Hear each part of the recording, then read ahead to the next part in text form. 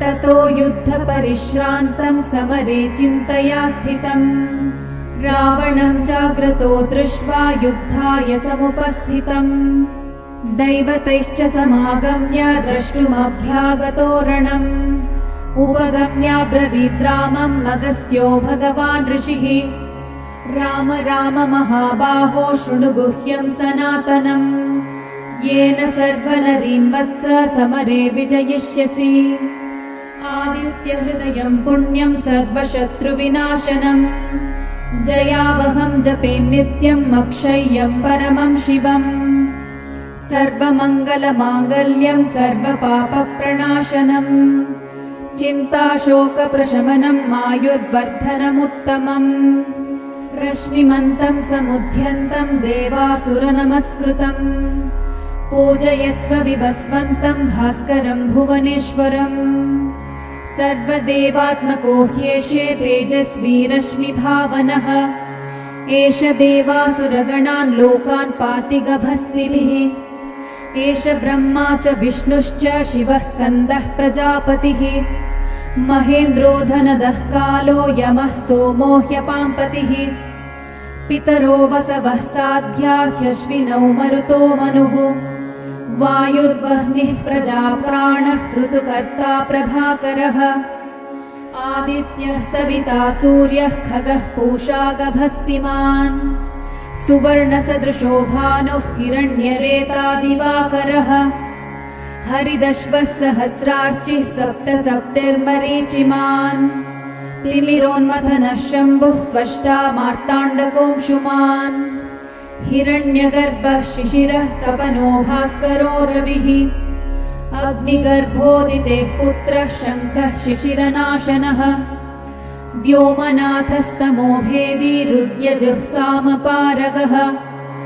घनावृष्टिरपां मित्रो विन्ध्यावीथीप्लवङ्गमः आतपी मण्डली मृत्युः पिङ्गलः सर्वतापनः कविर्विश्वो महातेजा रक्तः सर्वभवोद्भवः नक्षत्रग्रहताराणामधिपो विश्वभावनः तेजसामपि तेजस्वी द्वादशात्मन्नमोऽस्तु ते नमः पूर्वाय गिरये पश्चिमायाद्रये नमः ज्योतिर्गणानां पतये दिनाधिपतये नमः जयाय जय भद्राय हर्यश्वाय नमो नमः नमो नमः सहस्रांशो आदित्याय नमो नमः नम उग्राय वीराय सारंगाय नमो नमः नमः पद्मप्रबोधाय मार्ताण्डाय नमो नमः ब्रह्मेशानाच्युतेशाय सूर्यायादित्यवर्चसे भास्वते सर्वभक्षाय रौद्राय वपुषे नमः तमोघ्नाय हिमघ्नाय शत्रुघ्नाय मितात्मने कृतघ्नघ्नाय देवाय ज्योतिषां पतये नमः तप्तचामीकराभाय वह्नये विश्वकर्मणे नमस्तमोभिनिघ्नाय रुचये लोकसाक्षिणे नाशयत्येष वैभूतं तदेव सृजति प्रभुः पायत्येष तपत्येष वश्यत्येष गभस्तिभिः एष सुप्तेषु जागर्ति भूतेषु परिनिष्ठितः एष एवाग्निहोत्रं च फलं चैवाग्निहोत्रिणाम् वेदाश्च क्रतवश्चैव क्रतूनां फलमेव च यानि कृत्यानि लोकेषु सर्व एष रविः प्रभुः एनमापत्सु कृच्छ्रेषु कान्तारेषु भयेषु च कीर्तयन् पुरुषः कश्चिन्नावशीदति राघव पूजयस्वैनमेकाग्रो देवदेवं जगत्पतिम् एतत् त्रिगुणितं जप्त्वा युद्धेषु विजयिष्यसि अस्मिन् क्षणे महाबाहो रावणं त्वं वधिष्यसि एवमुक्त्वा तदागस्त्यो जगाम च यथागतम् एतच्छ्रुत्वा महातेजाः नष्टशोको भवत्तदा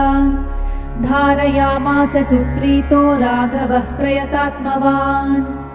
आदित्यं प्रेक्ष्य जप्त्वा तु परं हर्षमवाप्तवान् त्रिराचम्य शुचिर्भूत्वा धनुरादाय वीर्यवान्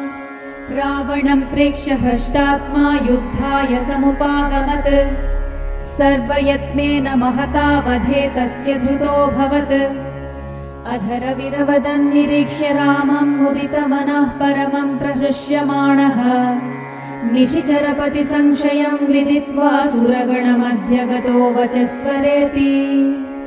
इत्यार्षे श्रीमद् रामायणे वाल्मीकीये आदिकाव्ये युद्धकाण्डे 5,000 सर्गः।